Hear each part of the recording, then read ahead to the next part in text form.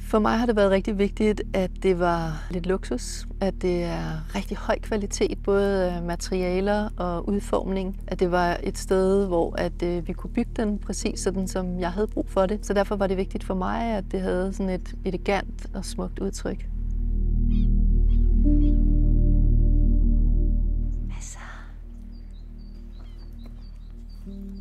Du vil være sulten. Mit navn er Marianne Florman, og jeg bor på Møn. Og jeg arbejder med heste og mennesker, og jeg arbejder også som traumaterapeut, hvor jeg tager hestene med i mit arbejde. Du går hen og bliver lidt sulten. Når vi tager hestene med i vores arbejde, så er det jo fordi, den er et stykke natur. Vi er rigtig meget udenfor, tager alle elementerne med, fuglene og himlen og jorden og vandet. Og derfor giver det også rigtig god mening at have en sauna, hvor vi kan komme til at svede, hvis vi har frosset en hel dag, eller i det hele taget bare at finde hjem til os selv og mærke ro og balance.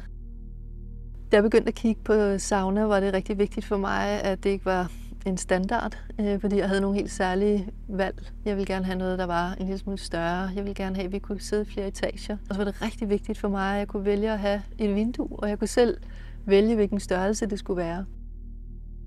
Jeg har brug for at få naturen helt ind, når vi sidder.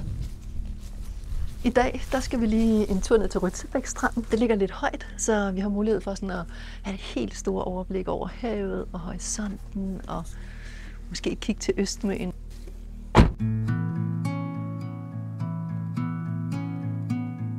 Det betyder rigtig meget for mig, at min sauna den kan være lige her i naturen, hvor vi er hver eneste dag.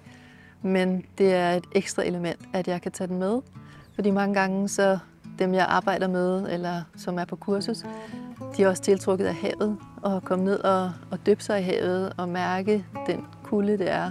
Så der er virkelig mange naturoplevelser, især fordi, at jeg i den her sauna har valgt at have et stort vindue, så vi får naturen med indenfor.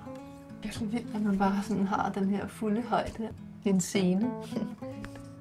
Naturens scene.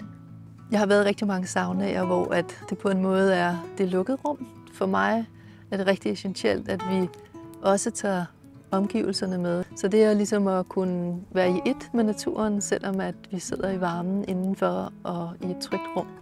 Det er ret dejligt. Valget på Scandinavian Sauna var helt sikkert, fordi at der var en rigtig god kontakt fra start til slut. Og jeg var også inviteret ud og prøve en sauna. Jeg var inviteret til at mærke og se forskellige materialer. Så det var helt klart den der nære kontakt, som gjorde, at det var et rigtig godt valg for mig.